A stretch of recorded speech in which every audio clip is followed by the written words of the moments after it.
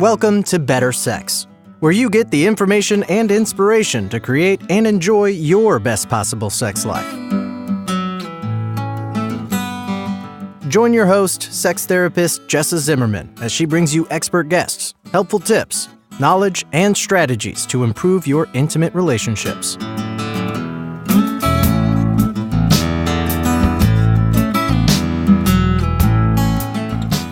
And now, your host, Jessa Zimmerman.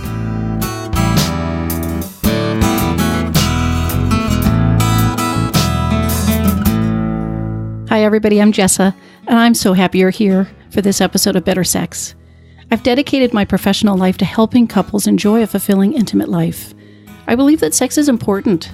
Our connections to other people matter, and we're not living our life to the fullest if we aren't connecting emotionally and sexually with our partner.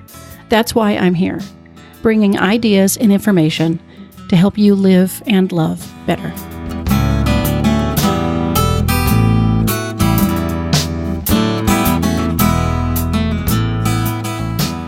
I give a lot of thought to what makes a great sex life. What makes a sex life healthy, what makes it enjoyable for people, what makes it fulfilling. And when I think about the kinds of things that I think matter, this is not an exhaustive list, but, I think about the ability to slow down and be present in the moment. I think about the ability to tune into your body and to know what you want, not just abstractly, like if you asked me at breakfast what I wanted for dinner, but like, what do you want right now? And then the next thing and the next thing, like in a sexual encounter, to stay in touch with what it is you want. It's equally important to know what you don't want. What are your boundaries? What are your hard no's all the time? But also, how do you recognize what is making you uncomfortable or something isn't pleasing right now? And then how do you speak up about that? It's crucial that you're able to communicate with a partner in order to ask for what you want and to speak up about what you don't, to negotiate and collaborate with them. Another thing I think about is the ability to, what I call, enjoy the journey. So instead of being goal-oriented or focused on performance or on outcome, to have better sex, you've got to just enjoy what you're doing in the moment with the partner. You're fully present. You're not in a hurry. There's no test that you pass or fail at the end of it. Those are critical components to good sex, in my mind. And again, not an exhaustive list, but those are, a good starting point for what I work with people to accomplish, to do. And there are a lot of professions that help people with this. So me, as a sex therapist, other mental health counselors work with people around some of these issues. Massage practitioners are working with people around touch and desire. Not sexual desire, but just being in their body. I had an episode with a tantric healer who's explicitly working with people around what they want, communicating, consent, boundaries, and presence. And it turns out I've learned about a new profession, or at least new to me, of people that help with these things. I met Anna Joy Reedy, who's my guest today, through a colleague. And I was really struck by how warm and sincere she is. And as we talked about what she does, I was fascinated. So I invited her on the show. She is a professional cuddlist. So she has a philosophy degree that she's put to use as an entrepreneur, as she says, and she is enthusiastically pioneering this new sort of frontier of touch therapy as a cuddlist. And she's got other things in her life and other professional aspirations, but this is something she's fascinated by and really moved to share with people. She's really interested in all things somatic, and she told me she's got lots of, how she put it, not yet birthed writings in the works too. She's got a lot to share, and I'm just delighted that she's on the show with me today.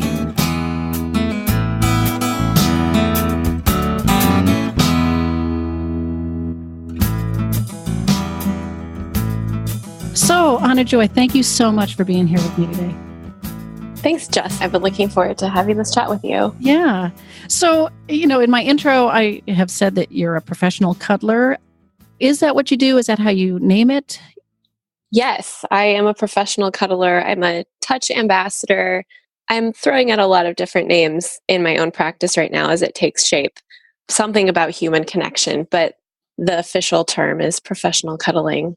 Okay. Touching in a therapeutic context. Yeah. All right. And a touch ambassador. That's an interesting title. What makes me curious about what draws you to that one, or what you're sort of trying out as you think about that label. Yeah, I like the idea that I'm not just trying to provide a service, I'm trying to shift a paradigm or convince the world of something that is good for it, kind of highlight into the world that if you're the American ambassador and you're representing to some other country, you're representing America, and I'm representing essentially cuddling. These are all the reasons this is really great, and this is what it looks like to do it. And now bring this into your life. So it's Yeah. kind of the next step of coming in, having a session is also how do you bring cuddling into your everyday life and ask people for touch. Right, right. That's cool. I like Touch Ambassador. I think I'd vote for that one for you. Thank you. If you want input. Duly noted. So what brought you into this? I mean, there's bound to be an interesting story about how you've ended up here. I think it's interesting. But a few years ago, I moved to Seattle, where people were open minded and the dance scene was great. And I ran into this woman whose business card read professional snugglebug in this really classy script. And I just had this gut calling, this sense of like, oh, that's for me. I'm supposed to do that. I had attended some cuddle parties and been a part of a really touch positive, body positive community. And I was really benefiting from that personally. And I wanted to find ways to share that with the world. So I pursued a couple different cuddle specific trainings along with the somatic and embodiment practices, the work I was already doing for my growth and they were just interesting to me. And then I found Cuddlist, and I just can't speak highly enough about the integrity of that business as a business and a community. So Cuddlist has really supported me the most in what I'm creating, what we are creating. So say a little bit about Cuddlist. Like, what is it as an organization? It's a platform online that supports people who want to offer the gift and the service of cuddling under an umbrella of protocols that we have. These are the things we do and we don't do. And here's the support that we give and receive a lot of support. So it's almost like a family as well as a business. Is it national, international? Is it just local to Seattle? Like what? It's national and it's going international. We do have about 6 to 7 cuddlists located in Seattle, and we're all connected with each other. We have gatherings every so often, but it's most states. And then I think we're starting to have a couple of people in England and Australia as well. Okay. All right. And you mentioned doing some training. I can't remember if you use training programs or certificates, but like what's your background and what's the kind of background that Cuddlist requires or recommends for professionals on their site? Yeah, Cuddlist has an online training that has a component of an approval session. So you do have to have one in-person session that can take as long or as short as however motivated you are to complete it. And Madeline is the co-founder of Cuddlist. She oversees the training part of the program, and Adam oversees the business part of the business.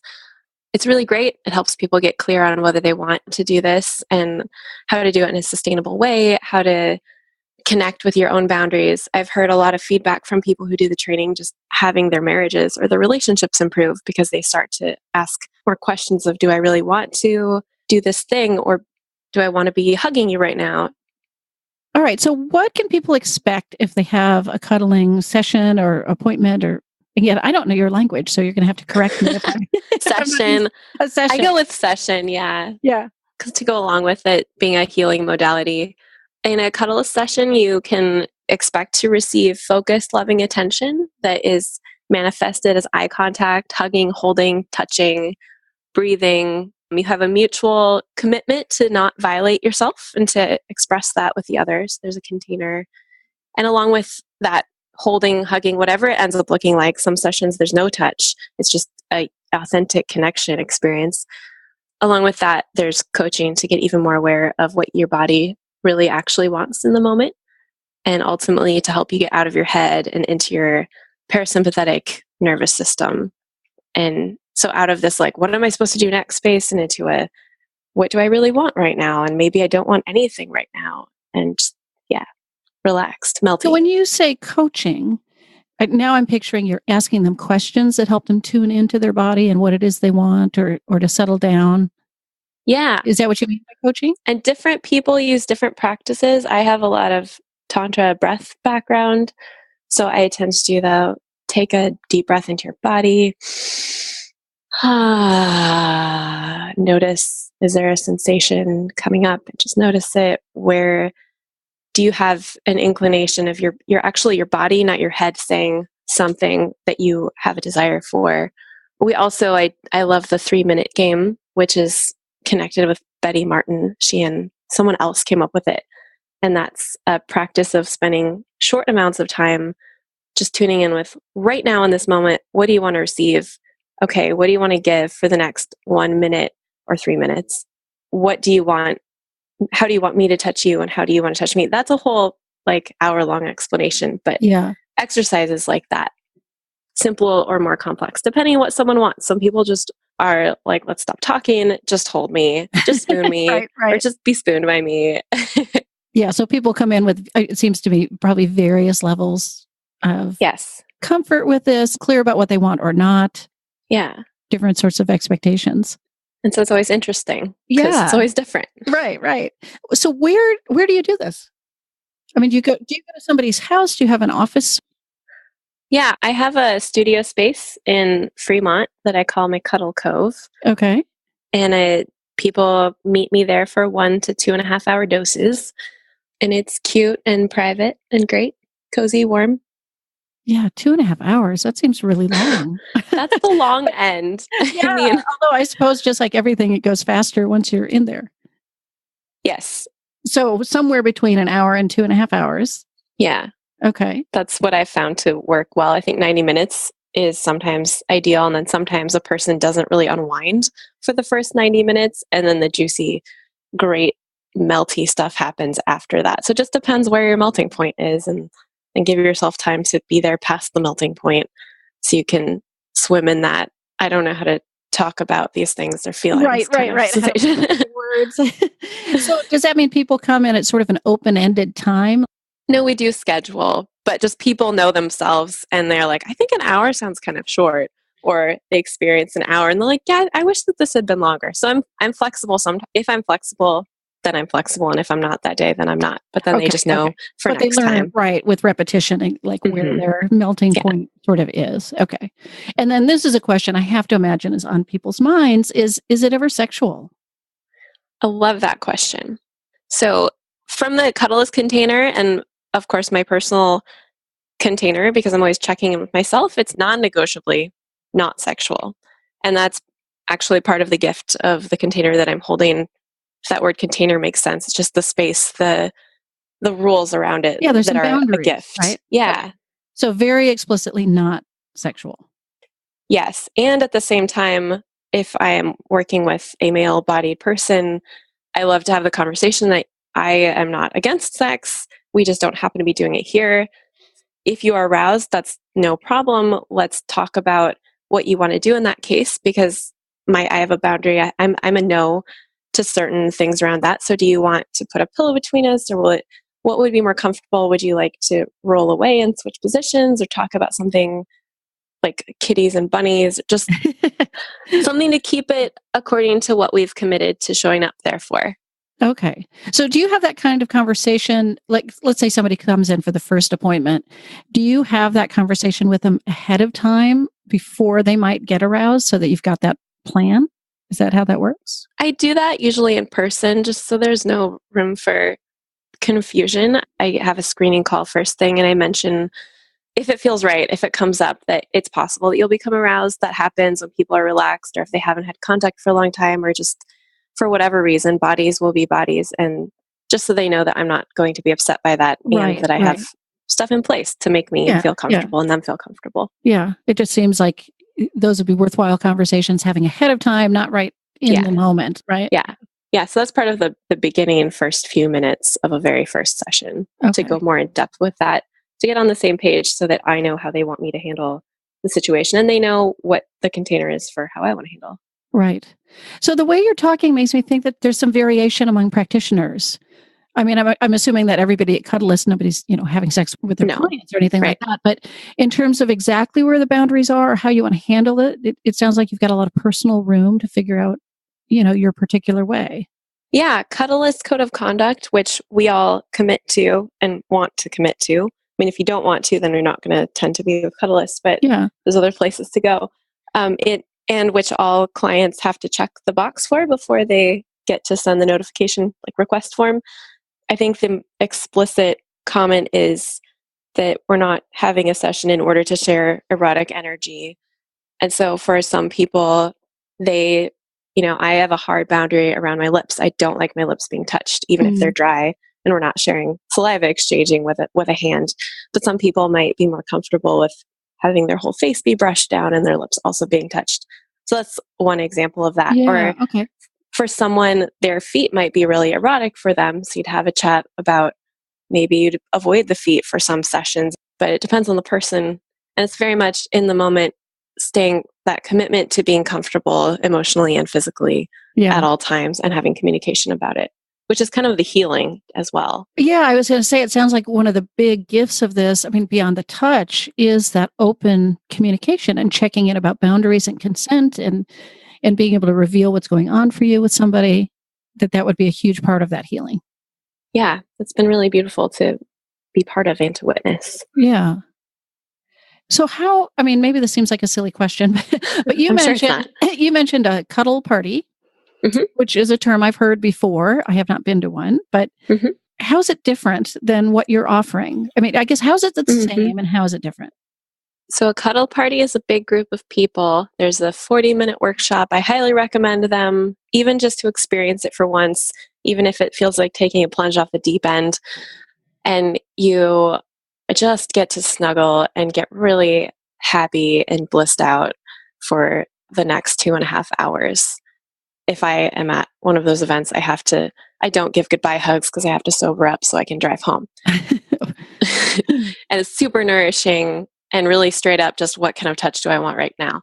A cuddle session is very similar in the boundaries, but it's different in that the focus is on, my client, the person I have the pleasure of working with. They're the center of attention. It's not a reciprocal experience because they've already reciprocated with me financially. And I do remind them, this is your time. I'm here to give you. I have been given to you. I'm full. What is it that you need right now? And of course, that could look like them giving to me. A one-on-one session is just a lot more direct focus on one person. And I enjoy receiving those and trading those with my friends and my fellow cuddlists, because I really like to just be focused on and be the bossy center of attention. It's like, don't touch me like that, touch me like that, and do it for as long as I want you to. And it's just really nourishing to fill up like that. Yeah. And know that I'm 100% justified in getting this. Right.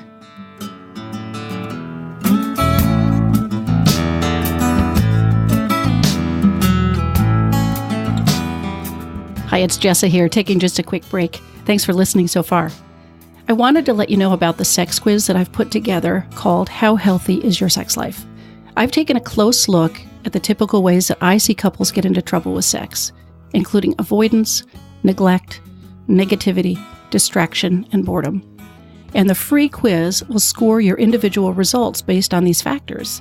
And then I provide my recommendations and ideas, including my top 10 sex tips, which will help you make instant improvement. If you'd like to take the quiz and see how healthy your sex life is, you can do it right now at sexhealthquiz.com.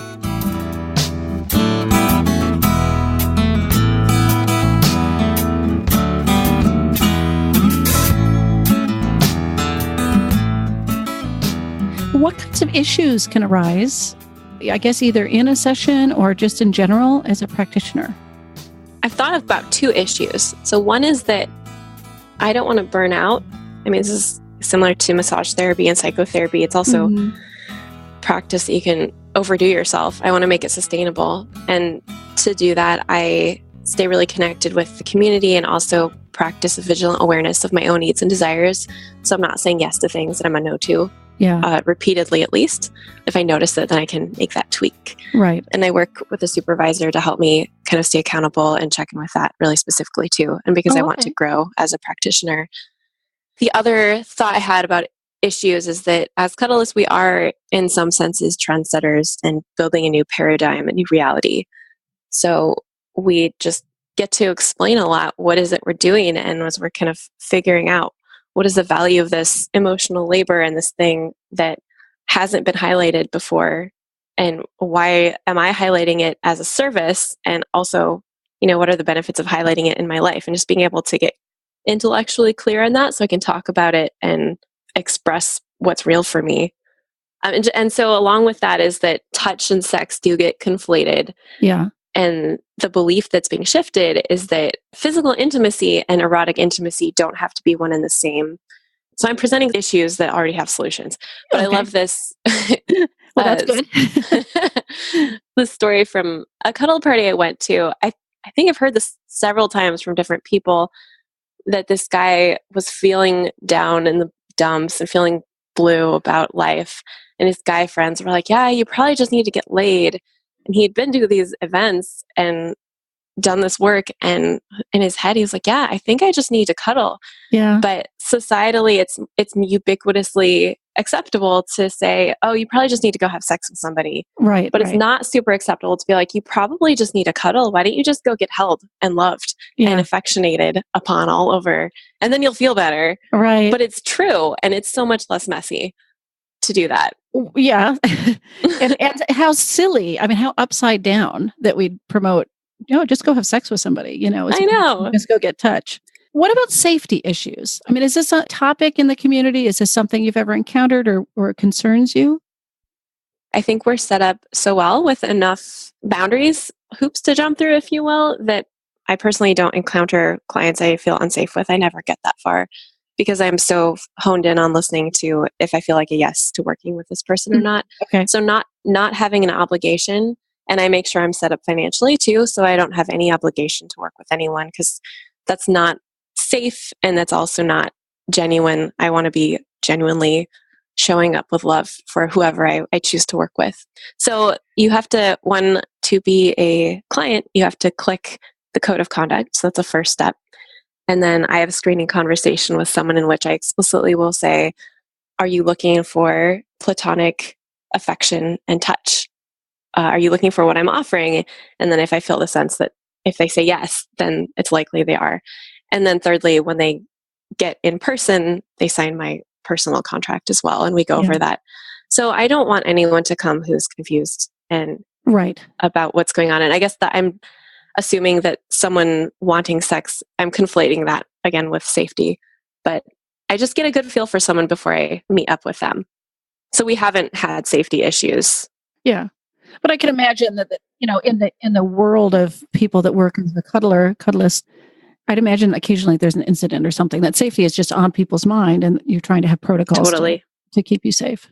Yeah, we haven't had any major incidents. I think we've got a lot of good things in place. And if small things happen, we address them right away and we say, how do we handle this so that it doesn't happen for you again next time? Yeah. And everyone's on their own learning journey of how to be stronger in themselves and listen to themselves. Yeah.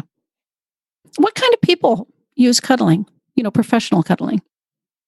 Yeah, great question. I can just list several types of clients that I have or have had. Yeah. And I think it's people who have identified that they're drawn to fill up their touch tanks and they're not having a way to do that in the rest of their life for some reason or another. Or people who really want to learn some of the skills that we offer. I've had several different people whose spouses recently passed away, and they're just really looking, it's just a blessing to have a no strings attached connection with another human being as they're grieving that process. And one person I worked with right after his wife passed away, and it really was supportive to him, and it helped him go out and ask for more support from other people as well in a way that he hadn't otherwise. I have had clients with PTSD or trauma history, a Vietnam vet, people who don't want to date empty and want to start out when they're looking for a romantic partner. They want to have the sense of being filled again in their touch tank, to be filled up and not just grabbing for whatever they can out of desperation. People who are depressed and working with a therapist. I had a client who wanted to work on rewiring his brain so he's able to engage in non-erotic intimacy with his spouse, which I thought was beautiful. So that sort of leads into another question I had, which is, how does cuddling, interact or interface with another modality like counseling? You said somebody was in therapy and then they were seeing you as an additional healing approach. Yeah. And we have therapists who refer to us and vice versa, of course. Mm-hmm. Some people use it as a therapy by itself and a therapy slash for fun. I really think it's always a therapy. Sometimes better not to call it that. And some people use it in conjunction with psychotherapy or some other kind of coaching in order just to augment it and deepen the somatic element to that growth work they want to do. Yeah. You're doing work with couples and you're saying, okay, now go practice this hands-on. But what if the one partner, it's a little too intense given their current dynamic or the buildup of things, they want to step out and have a person to work with one-on-one on specific skills that are at a lower performance intensity level. And then they can bring that back and be like, oh, I know how to do this. I can even do it in under higher levels of pressure. Yeah. And really revolutionize their relationship. Yeah. So that leads into my next question, which is, you're on my show, right? Better Sex. So yeah, how do you think professional cuddling could help somebody improve their relationship, their sex life? I mean, not everybody has a partner, so that's one aspect of it, but even true. people with a partner, how do you see that this could be useful or beneficial? Yeah, I think the most exciting part for me is the embodiment aspect. So just having a practice of getting in your body in a really deep way and learning how to self-center. So in a session, you'll be in your sovereign space coming in and touch in with your awareness of yourself. And then we can connect together and then you can lose some of that or it's shared. And then you step into your sovereign space again. It's just having that ability to know what's going on in my body and what is it like for me to feel calm and to choose calmness. And then to bring that into a sexual connection with yourself. I mean, if you're all cylinders firing and you've stimulated your physical body, even in a platonic way, to being awake, that makes you much more open and turned on toward shifting it into the next level, if that's with yourself or with a partner. So that was one response I had to that. And then when it is with a partner, cuddling is so non-goal oriented and non-performance based that it's a safe space for practicing communication and touch and intimacy skills and just developing your ability to apply them in more triggering contexts, kind of like I mentioned earlier. Yeah. Do people ask you, why do people pay for this? I mean, isn't this something that should be in their relationship? Don't people if they're single, that's a different story. But if they have a partner, aren't they getting cuddled or shouldn't they at least in their personal lives? And why pay for it? Yeah. One reason to pay for it is because I will not be able to show up to offer it otherwise. Yeah. And it makes me be freed to come and be fully present and give as much as I want to and as much as I can, which I'm not able to do otherwise. It's really not the same as a friend snuggle, which is why we are working on the terminology of cuddlist. It's very intentional. You are getting 100% of that focus. And I've encountered enough people now who have never had such a full meal before that I used to not be a believer either. I was like, oh, can this really be a thing? I don't even know. But there's just magic into dialing into what your own body really wants without having to look at somebody else and receiving that with love. Yeah. So I think in an ideal world, we do all share a lot more touch for the people who want to, but we don't live in that world. And so this is my contribution to helping more people fill up their love tank and also learn how to fish, learn how to ask more clearly, how to identify their own needs and then assert them and get them met. Yeah. I realize I have one more question, which is, do you ever work with couples to sort of coach them on this sort of presence and awareness and ability to fill each other's touch tanks or how to have these conversations about boundaries? I've just started to. I want to speak to a potent experience one of our cuddlists wrote. She was coaching a lesbian couple who had been together for 25 years, and they wanted to learn how to give each other nourishing touch. And it sounded like a really beautiful session. Of course, we don't share names, but we do share positive feedback and stories when it's offered. I'm just opening and expanding into that. I want to develop, not even for just romantic couples, but and this might sound far out, but I just really want people who are maybe roommates and they watch a movie sitting on opposite sides of the couch to get together and work through why aren't they just offering each other that touch when they both are needing it. Maybe one's a massage therapist and is giving all day and the other one is single and is also not receiving. how can we have a session so that in their day-to-day lives, they can feel more comfortable just reaching out and asking for what they need and getting what they need. It also makes me think of parents and children, who you might think would naturally cuddle and touch, but they don't always. Absolutely. And for those that do, having kids be able to learn the may I, would you game and sit and practice with their parents. May I kiss you on the forehead? And the child gets to have that sense of the freedom to say, no, I don't want you to. Like, will you go and hug grandma for me? And if the child can feel into their awareness and say, no, I don't want to right now, they're much more likely to do it of their own accord later when they get to wrap their head around, I have a no. And now I have a yes. And I'm going to act on that yes. So yes, amen to that. Yes, it's important work. I'm really excited to have this conversation and learn more about it. And I think touch ambassador is a perfect term for everything we've been talking about. I love it. The leading edge of this in the world, Yeah, I feel like it's the core. So how can people learn more about you specifically, about cuddling in general? Do you have a word to say about that? You can start by going to cuddlist.com/AnnaJoy. If you go to, and that's ANNAJOY.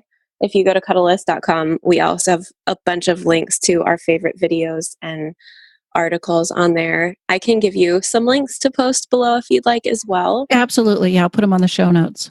Excellent. I don't have a YouTube channel. I have the start of it, but I haven't actually put it out there yet.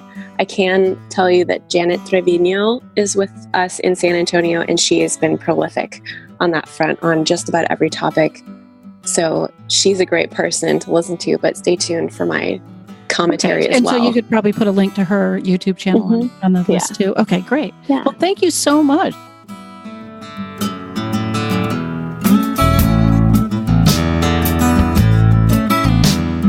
You've been listening to Better Sex. Please visit our website, bettersexpodcast.com, for show notes and additional episodes.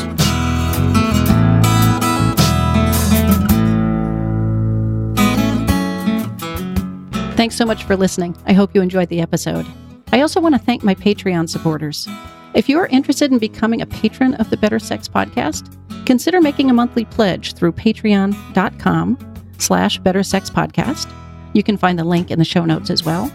For as little as $2 a month, you'll get advance access to every episode, and there are more rewards for greater donations. Thanks. I'd also ask you, if you have time, to visit iTunes and subscribe to the podcast. You can rate and review the show, which helps other people find us. And if you found this episode resonated with you, I would love to hear from you. You can leave a comment on the episode page, which you'll find with the show notes. Let me know what you think. And if you've got questions you want me to answer on a future episode, you can also record a question for me right there, and I might play it on a future episode. Thanks for listening, and tune in again soon.